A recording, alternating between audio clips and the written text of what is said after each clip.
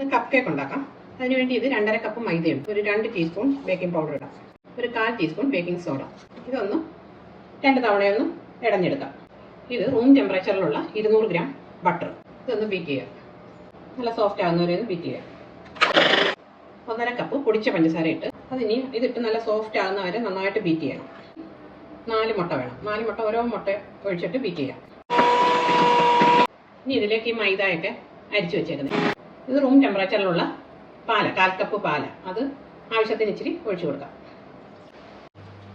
ഇതെല്ലാം ബീറ്റ് ചെയ്തെടുത്ത് ഈ കപ്പിലേക്ക് ഒഴിക്കാം. കപ്പിൻ്റെ പകുതി ഒഴിക്കാവുള്ളൂ.